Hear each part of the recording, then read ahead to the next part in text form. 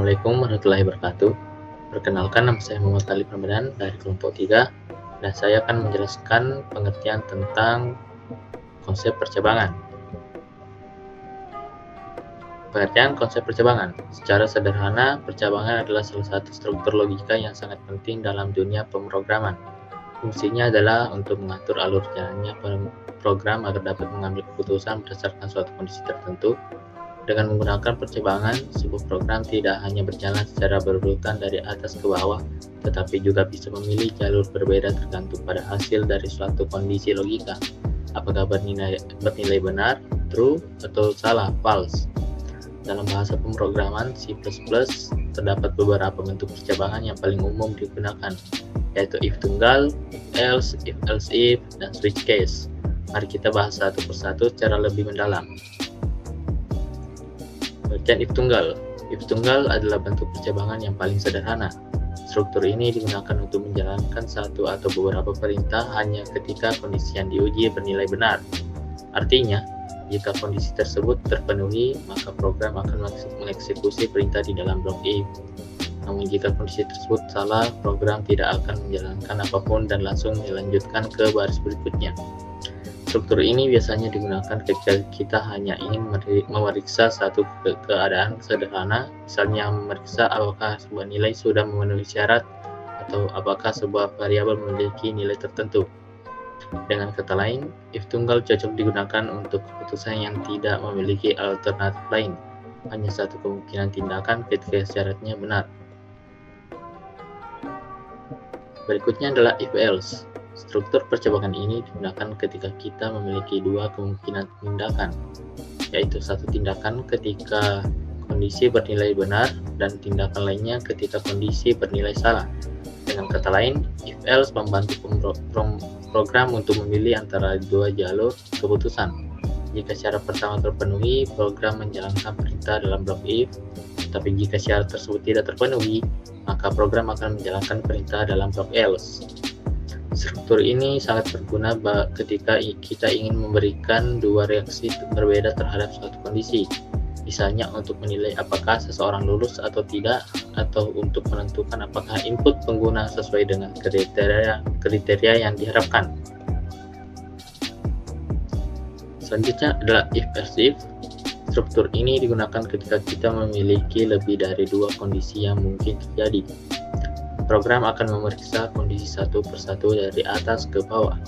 Begitu menemukan satu kondisi bernilai benar, maka program akan mengeksekusi perintah di dalamnya dan mengabaikan kondisi lainnya. Struktur ini sangat berguna ketika kita ingin melakukan seleksi bertingkat, misalnya untuk menentukan kategori nilai, status kepegawaian, atau tingkat keanggotaan dalam suatu sistem. Dengan if else if, kita bisa membuat program menjadi lebih fleksibel karena dapat menyesuaikan tindakan berdasarkan banyak kemungkinan nilai. Namun, penting untuk menyusun urutan kondisi dengan benar agar hasil keputusan sesuai dengan logika yang diinginkan. Dan yang terakhir adalah switch case. Struktur ini juga berfungsi untuk memilih satu tindakan dari beberapa kemungkinan, tetapi cara kerjanya sedikit berbeda dari if else if. Jika pada if else if kita menggunakan ekspresi logika atau perbandingan, maka pada switch case kita membandingkan satu nilai tertentu dengan beberapa nilai tetap atau konstan. Setiap nilai tersebut disebut sebagai case. Jika nilai variabel sesuai dengan salah satu case, maka program akan menjalankan perintah di dalamnya. Biasanya di setiap case kita menggunakan perintah break agar program berhenti setelah menemukan hasil yang cocok, sehingga tidak lanjut ke case berikutnya. Selain itu, terdapat bagian default yang akan dijalankan ketika tidak ada satupun case yang cocok. Struktur switch case sering digunakan untuk situasi dengan banyak pilihan tetap, seperti menentukan nama hari berdasarkan angka, memilih menu, atau mengenali karakter tertentu. Keunggulan utama dari switch case adalah tampilannya yang lebih rapi dan mudah dibaca dibandingkan dengan if else if yang panjang. Sekian dari saya. Assalamualaikum warahmatullahi wabarakatuh. Assalamualaikum warahmatullahi wabarakatuh. Nama saya Muhammad Nurrahman Daras dan saya akan menjelaskan kepada kalian bagaimana cara saya mengerjakan praktek if else, dan if else if, dan juga switch case. Nah, yang pertama kalian harus coba itu adalah if. Oke, jadi yang pertama saya gunakan adalah include new stream using namespace std name.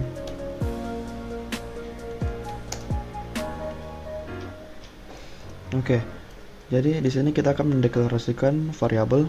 Jadi variabel yang pertama saya deklarasikan adalah float untuk waktu. Nah, karena dalam kasus ini kita akan mencoba menjalankan program atau membuat program yang akan mengecek keterlambatan Anda. Nah, misalnya float waktu. Jadi saya membuat ini. Nah, jadi yang pertama itu dikasih keluar di programnya itu adalah kata untuk memasukkan konteks, yaitu adalah program ini akan mengecek ketetapan waktu Anda. End line.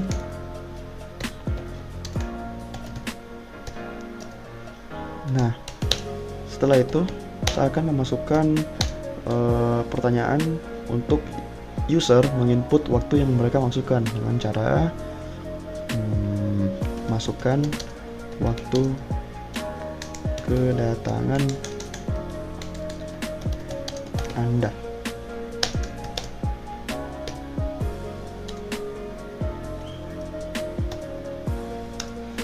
Masukkan scene agar yang dimasukkan oleh user adalah variabel untuk waktu. Nah, di sini kita akan menggunakan teknik if dengan cara if. Setelah itu masukkan kondisi agar yang kondisi if ini akan di-trigger oleh sistem jika saya memasukkan waktu di atas 8.15. Nah, saya kurung dulu biar yang di dalam ini, jika tertrigger ini ada pesan. Nah, jika saya masukkan waktu di atas 8.15 maka akan terlambat. Nah, saya akan menggunakan maaf Anda sudah terlambat. Oke, mari kita coba.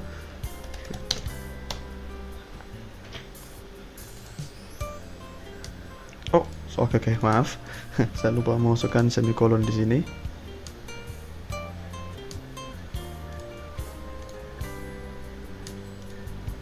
Oh, saya juga lupa masukkan semikolon di sini. Oke. Nah, jika yang saya masukkan itu adalah 8 lewat 20 lah. Nah, jadi yang akan keluar itu adalah maaf Anda sudah terlambat. Nah, apa yang terjadi jika saya memasukkan waktu 8.15? Harusnya itu dia masuk Anda telah tepat waktu, tapi di sini tidak ada apa-apa. Atau misalnya saya memasukkan waktu di bawah 8.15 atau 8.10. Nah, tidak keluar apa-apa karena saya belum buat untuk kasus seperti itu, karena kode if ini hanya bekerja untuk satu kasus. Nah, bagaimana jika ada dua kasus?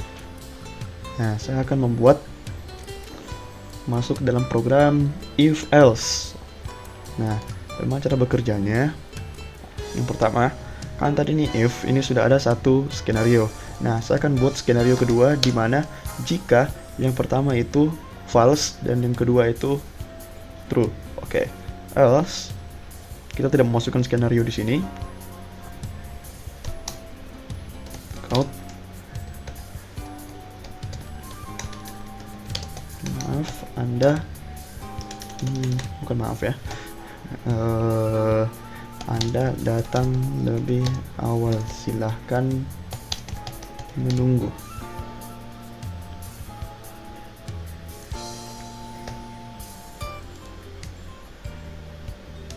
Nah, di sini saya memasukkan waktu 8 lewat 10. Nah, yang akan keluar adalah Anda datang lebih awal, silahkan menunggu. Tetapi jika saya memasukkan 8.15, maka tetap juga dibilang Anda datang lebih awal, silahkan menunggu.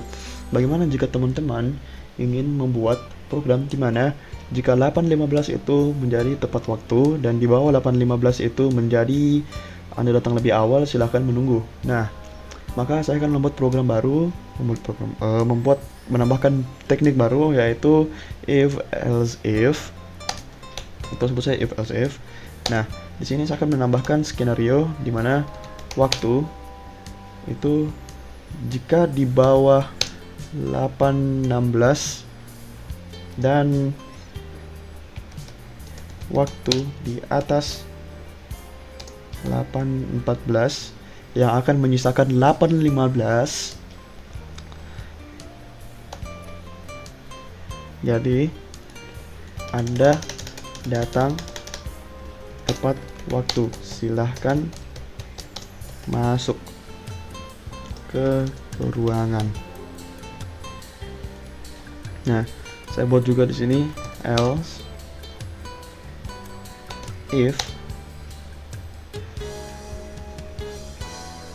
else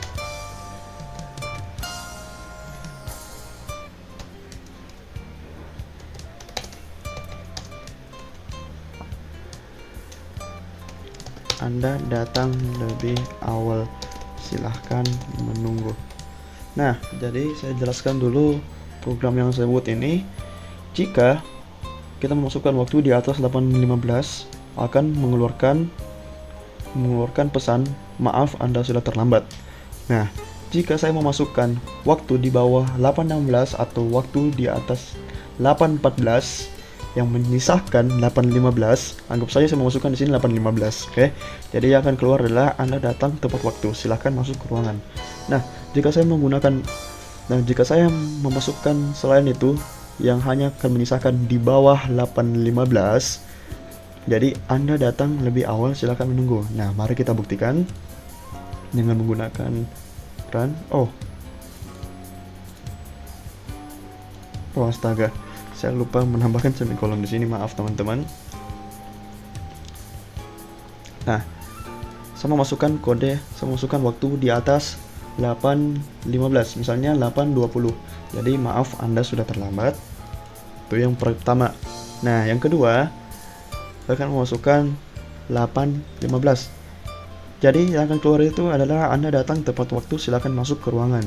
Ya, seperti itu ya teman-teman. Nah, jika saya memasukkan selain itu, misalnya saya memasukkan 8:10, yang akan keluar adalah Anda datang lebih awal, silakan menunggu. Jadi seperti itulah cara basic bekerjanya kode if dan else if dan else if else, teman-teman. Oke. Nah, saya lanjut lagi dengan cara switch case. Oke. Nah, teman-teman, kali ini kita akan masuk dalam teknik switch case. Oke. Jadi, dalam program switch case ini saya akan menggunakan program yang menentukan hari ini adalah hari apa dengan cara memasukkan angka dari 1 sampai 7. Nah, itu begini teman-teman. Caranya hampir sama dengan tadi. Dengan cara menggunakan include iostream. Namespace std.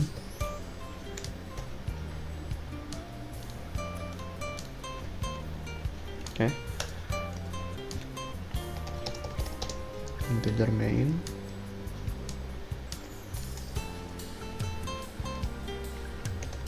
Nah, di sini yang saya masukkan adalah integer atau variabel dari hari. Nah, saya lupa. Oke. Nah, sekarang saya akan menggunakan count lagi. Program ini akan menentukan hari dari angka yang dimasukkan.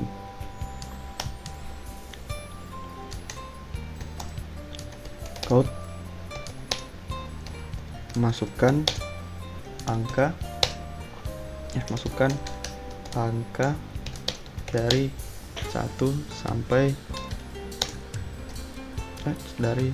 1 sampai 7.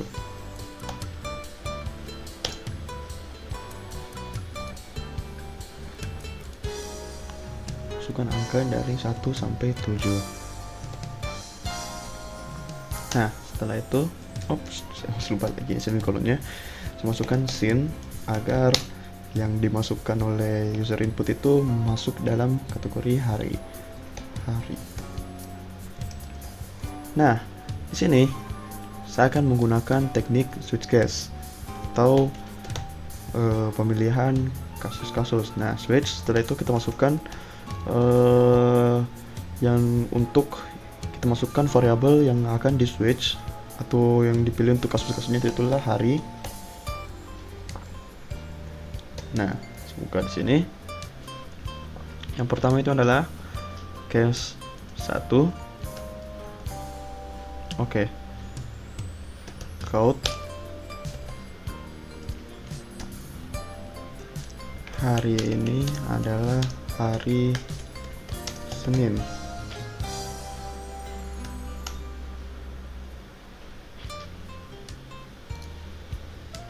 Nah, setelah itu kita break lagi atau kita akhir dari satu kasus. Nah, pastikan menggunakan semikolon. Nah, yang kedua adalah case 2. Count hari ini adalah hari Selasa.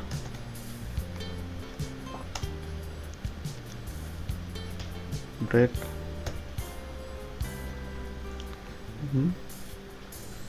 Oh, saya lupa menambahkan semikolon di sini. Break. Nah, tuh kita pakai cara cepat, oke? 2, 3, 4, 5, 6, 7. 2, case 3. Case 3, case 4, case 5, case 6. Oh, baru sampai yang ke-6. Case 7. Nah, di sini akan saya ubah hari Senin, Selasa, Rabu, Kamis, Jumat, Sabtu,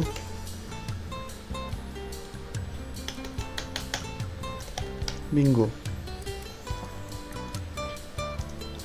Garis masuk, return 0. Mari kita coba run.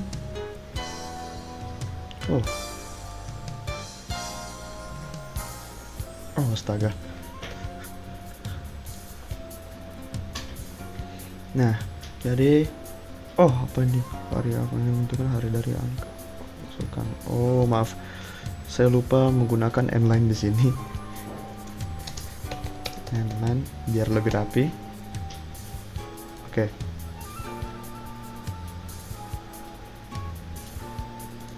Saya masukkan caraan. Misalnya saya menggunakan dari case 3, yaitu adalah hari Rabu. Jadi saya masukkan di sini hari ketiga.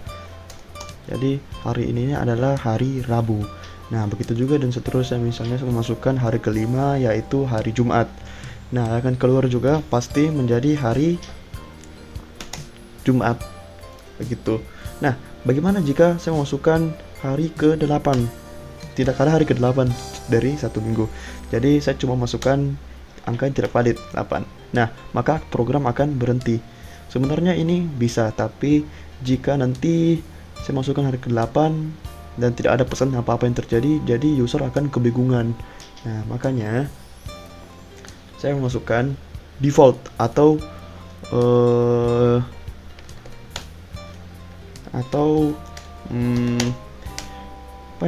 pesan atau yang akan terjadi jika case dan jika nomor dari case tersebut yang dimasukkan oleh user adalah bukan yang masuk dalam case.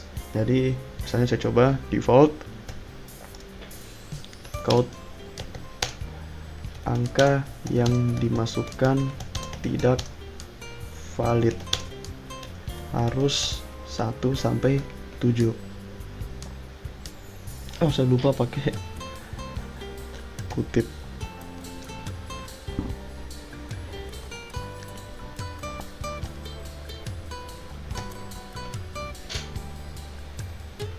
Oke, mari kita coba run.